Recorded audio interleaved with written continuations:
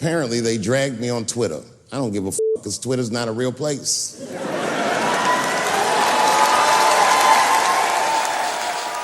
Twitter? Oh no, don't be trying to Twitter me, boy. What up, y'all? Welcome to another episode of Hip Hop Twitter. I am your host, Vegas. With me, as always, partner in crime on Twitter and all things Twitter-like. Yance, what's good, man? What's happening, Vegas? What's up? What's up? Chilling, man. And we have a special guest, right? This season, we brought a couple of guests on because it's not like me and Yance are the only people on Twitter, the only people dealing with hip-hop Twitter. This man dealing with hip-hop Twitter, wrestling Twitter. Wrestling. I hate Somehow both. I think them are the same in a lot of ways. My God. Yes. Yes. You know what I'm saying? Right? Like the same just happened except for just talking about, Randy Savage or somebody else. I think the key there is pro wrestling folks to say it's all a work. Everything's a work. And Everything's a work. Yeah. hey man, hip hop is definitely a work. Right. Word. And I'm definitely a heel. Y'all niggas know that. But we got the homie Ill Fam of Black Wrestling Podcast and Where's Buffy's podcast. What's good, man? Chillin', man. Black Wrestling, Where's Buffy, Something Else Pod, Black Watch. We are really working out here. Check out the Black Wrestling Patreon. You know what I'm saying? There's a lot of shows on there. You know what I mean? Pay the 1, pay the 10. It's all up to y'all. Yeah, we're gonna put in all of that to be in the description of this episode, so you can click on that and subscribe. I forgot about something else. This is a dude in the beginning of that intro, man. That voice is golden. I want to give him a job, but I don't know who that is. If you wait all the way to the end, it tell you exactly who it is right at the end of the episode. Right at the damn end. All right, y'all. Well, this is the final episode of the second season of Hip Hop Twitter. Big shout out to everybody who's taking this journey with us. Hope you enjoyed the laughs and the jokes and all that good stuff. So we got a special episode, man. We got a special guest. We figured we'll just talk about some of the craziest hip hop tweets, hip hop takes on Twitter that we've ever seen. So we're going to save the guest for last because we literally have no idea what he's going to say. And I think it's going to be really good. But Yance, what's some of the craziest you've heard on hip hop Twitter? If we were to put both of them on a stage with or without a beat and tell them to go at it, Kendrick ain't beating Drake. You made that up, did you? Right. You made that. That's interesting. At what though? There's more. Let me continue. Okay. It goes on to say that Kendrick is not witty nor clever. Kendrick is all substance and he has no quotable lines. Hey, was that Diz? Did Diz say that? All substance. Wait, having substance is a bad thing? Like, what the? Apparently so. So I think if you wade through that water, I mean, a great deal of what he's saying is kind of based in truth. Like Kendrick is more of a thoughtful guy, and you hear what you get from Kendrick is either really surface or really deep. And he's not a guy that's gonna just be a punchline surface, like just fun rapper. He isn't that guy. So I understand it. I see what you mean. I was really trying to think about, all right, so if you do that same beat, see what happens. I think that could be true for a song, but I can't ignore the BT cypher where Kendrick was talking directly to Drake. Mm-hmm. That some of that shit was exactly crowd pleasing on some hip hop, right? And like you said, Drake he doesn't get too heady with it, but at the same time, I think Drake would surprise us because I mean, if he wrote it, right? But because we know Murder Mook is lurking in the shadows. But nevertheless, who said this? Well, don't tell me. Yeah, don't put him out. Right. We don't do that. We don't say no names. Head boy _ this from Where's Buffy podcast. I know that he hates Right. He hate him. I know he do. Right. What do you say, Yentz? You think Kendrick doesn't stand a chance in this setting? No, especially based on what you just said about the BT cipher. I'm definitely thinking Kendrick got plenty to go at it with him. To say that I don't the all substance part is really goofy to me. Like what is wrong with having substance, and how does that keep you from having a dope performance? No matter who you might be going against. I don't get that part. I think though, if you go to a rap battle, right, and what's buddy? I think he's from the West Coast. He used to play football. Is it B-Dop? He like a whole battle rapper, right? And a lot of times Pyramid rappers, that's what we say on this. Pyramid rapper. yeah. He one of them, right? You know what I mean? I sing and all that. And what he'll do is he'll break out, like, his main trick as a battler is to say how much of a coon you are, right? But at the end of the day, when you get a battle rapper like a Goods, someone of that ilk who is more relatable and frankly more fun, I think a guy who has that quote unquote substance can get in trouble rapping on top of that goddamn crate with that microphone and boombox down Lexington Market on Saturday mornings. Like, he's gonna have a problem. You know what I'm saying? The black man should be I love the black man. Right. But if you want battle, don't bring that black stuff over. Yeah, y'all get to going clashing. So I can see, listen, Drake is a pretty petty broad, yo. Drake is, he is a sassy. If you heard the new album, you know what I'm saying? The stop one of the songs, it says, sidebar, Serena, your husband's a groupie. And get back to it. Like, he is the pettiest broad ever to rap, but sometimes it's entertaining. Most times it's entertaining. And so I could see kind of the direction of where that tweet would. Yeah, I think it would be interesting. I just can't ignore Kendrick being from Compton. He's displayed that Comptonness. I think it would come out when you got a broad trying to get emotional with you. But who knows? You know what I'm saying? Maybe they both get up there. But I think it'd be interesting. Tupac was not a great rapper. He was just a celebrity. What? Oh shit! I hate to be that guy. But I understand this one too. Oh man, I can understand. I can understand it. If he's saying, not saying, like, he's saying lyricist, right? Because if he just said, like, he's not, Tupac wasn't the rapidy rapper, right? He was, I'm gonna say this and I'm gonna make you feel the way I feel. And that's what was really dope about Pac, is you felt exactly how he wanted you to feel in each record.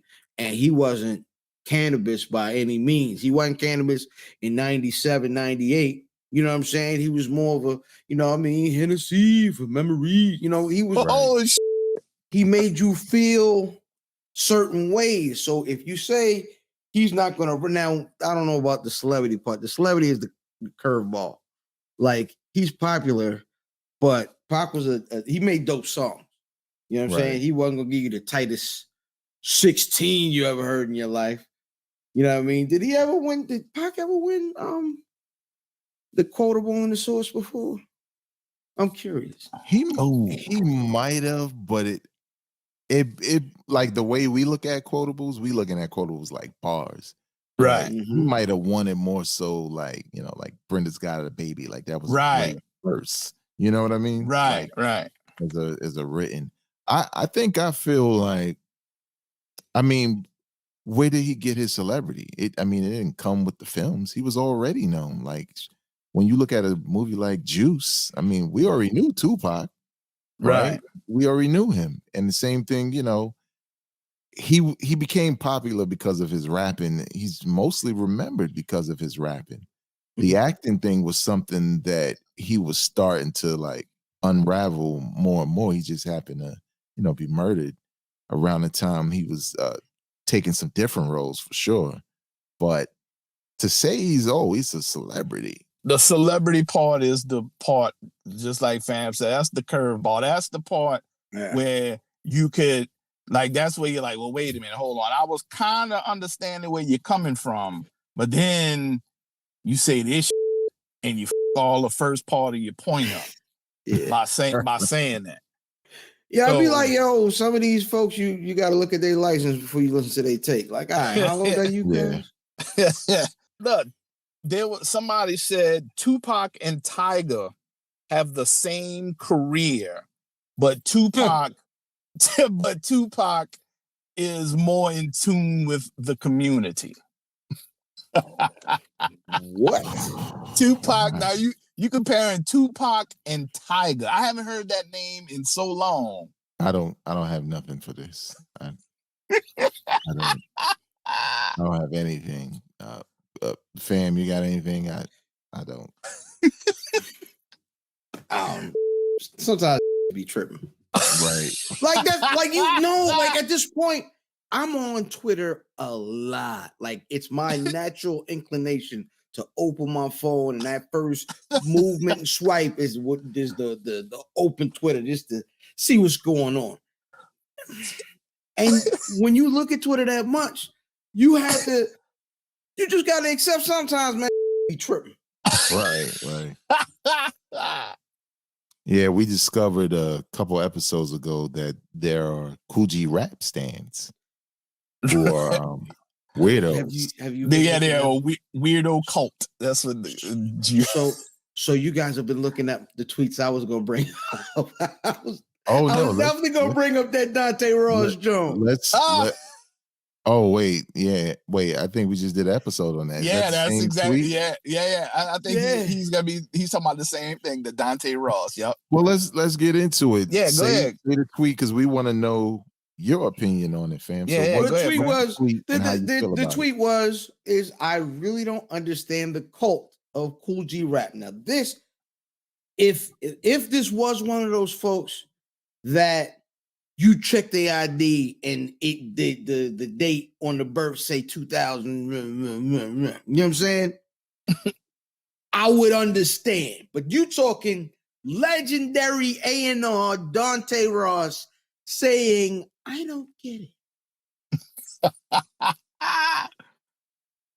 The reason it really is a wild tweet to me, first of all, it's insightful. Like not like it's inciting. Like you meant to piss people off when he said it because it's so non-committal. Because he knew as soon as people reacted, he was going to say, I didn't say he was whack. I just said I didn't get it.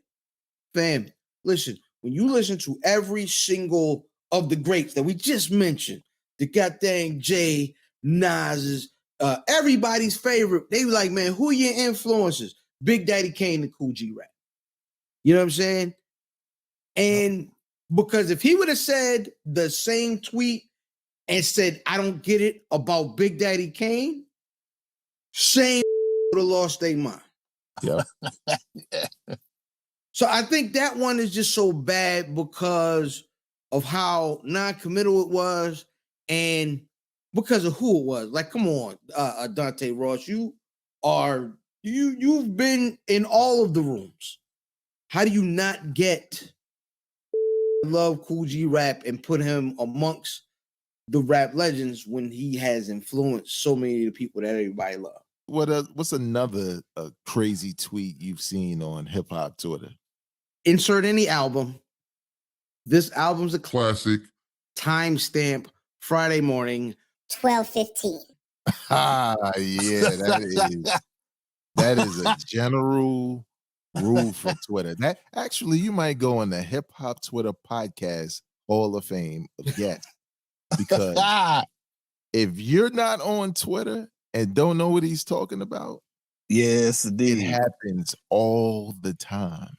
Is it another case of checking IDs, or do you how do you view that people running to Twitter when the album just dropped? Well, I check the timeline because if it's a big deal album, I'll stay up late and I'll take the zero the next morning at work. You know what I mean?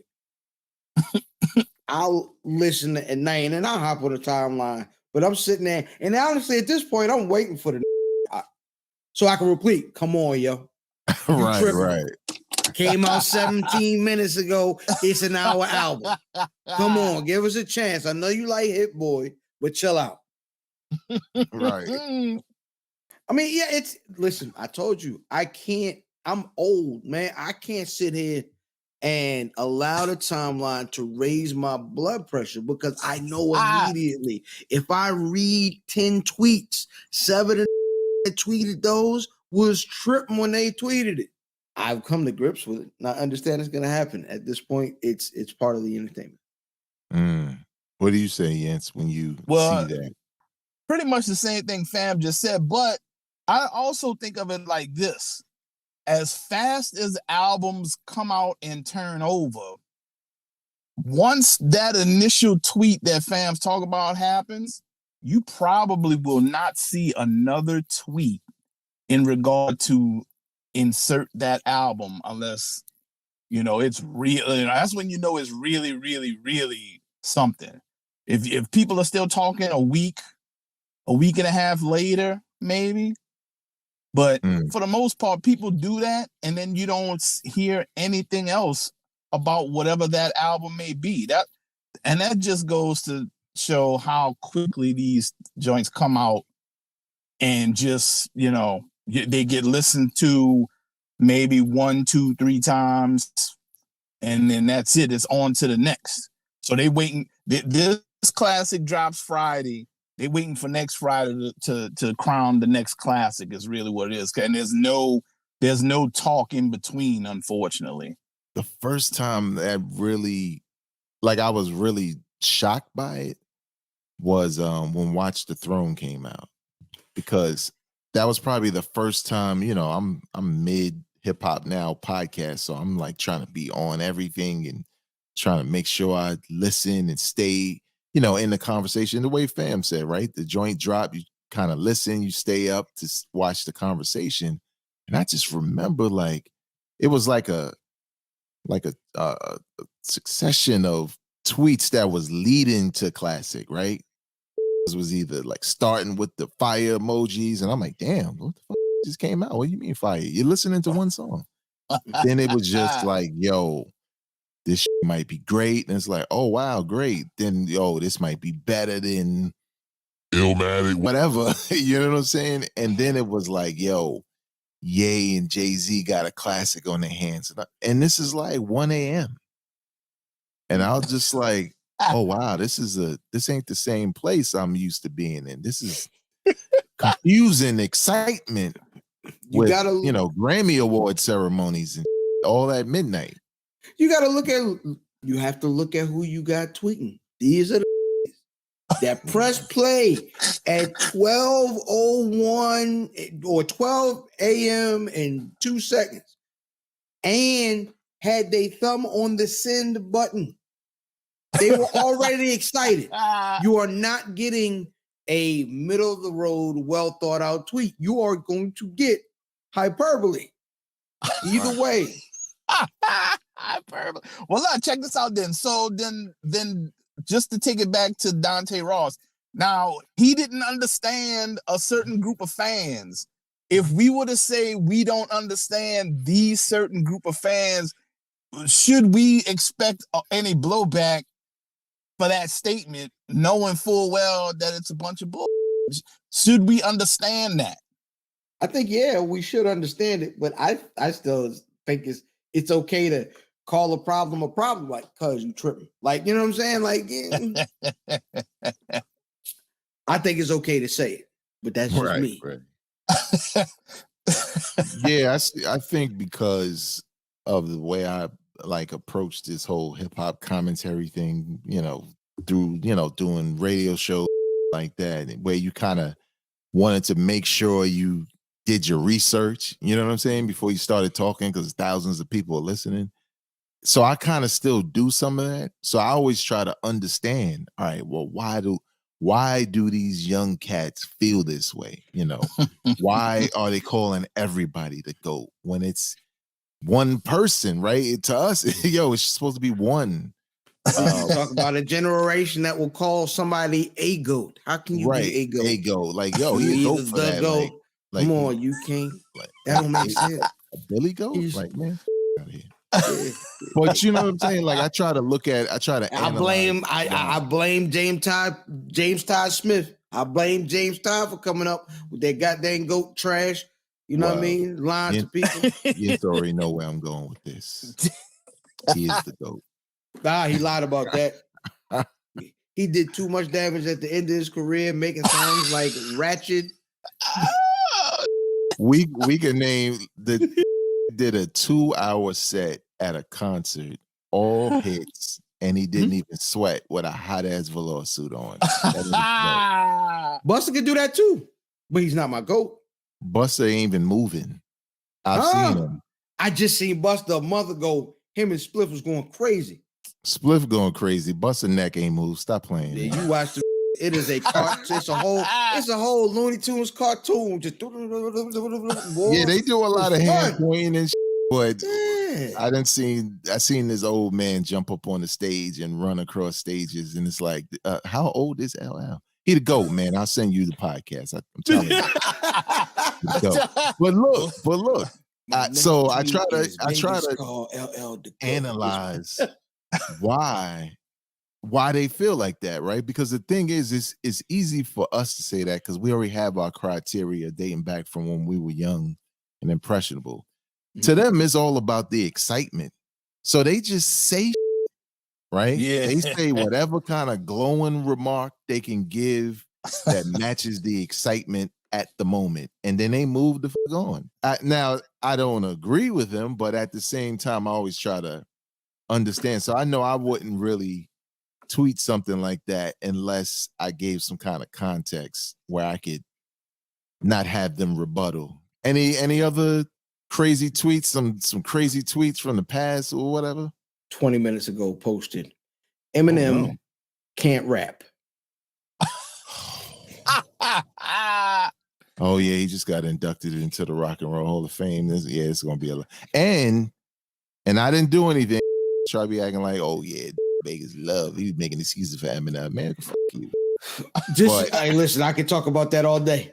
I understand. Right. But the thing is look at some of the names on the list of the people who inspired him, who he mentioned. Some of those names haven't been mentioned in centuries. Nope, that's right. You know what I'm saying? Nope, and true. People act like hip hop is some kind of Negro birthright. Right.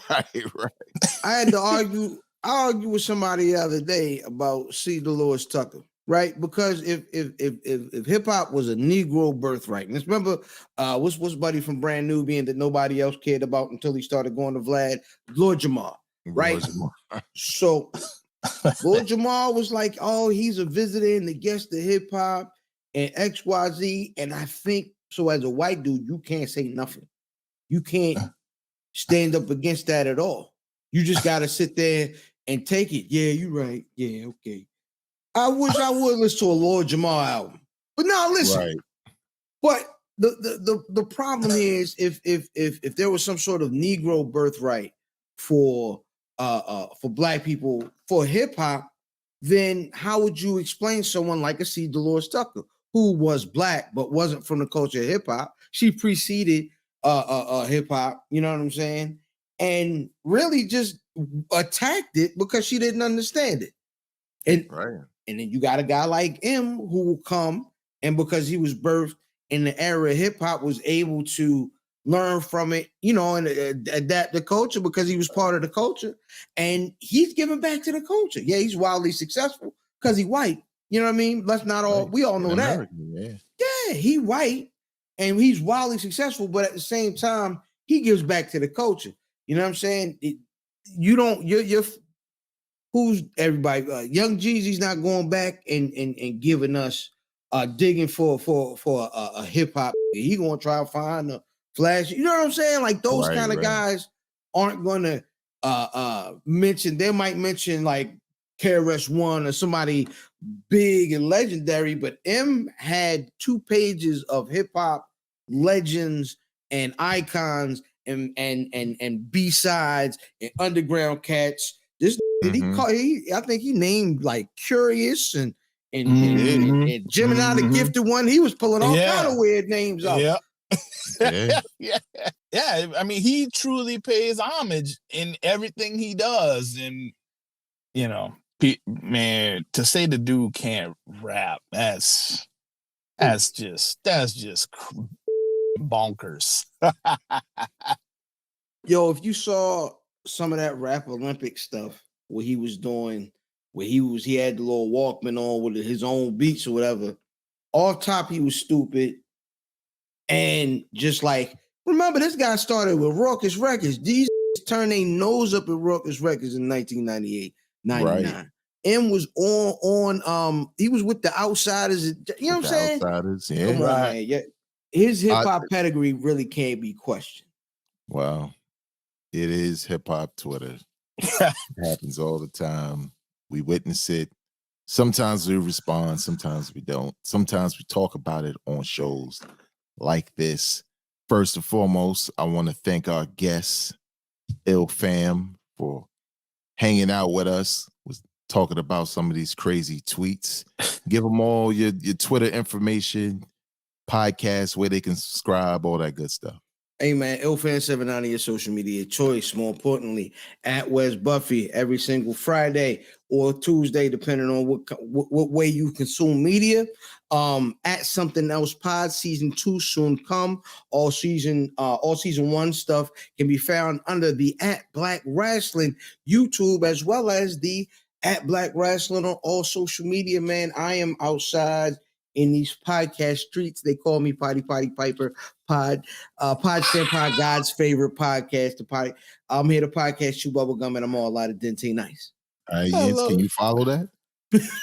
Hell Nobody no. don't give a shit about what you do. I don't have that. All I'm about to say is, yeah, big up to Ill Fam and the whole Black Wrestling movement, Buffy, all of that stuff, man. Y'all do great work. It is always cool to talk to you. Was fortunate enough to be on your show with you, talk to you. Y'all just got a lot of good content, and we hope that y'all continue in the future. Absolutely, man. We just expanded. I know y'all know brother Kill just joined the Where's Buffy squad, as well as shout out to brother Cal, man. So yeah, we're expanding, moving on, again, giving folks some different flavors, man. So we live every Friday night.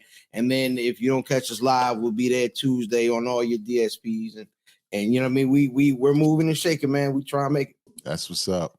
And you can follow Hip Hop Twitter wherever you get your podcasts, and also on YouTube. Subscribe to every channel that we have. All the links are in the description, so it's cool.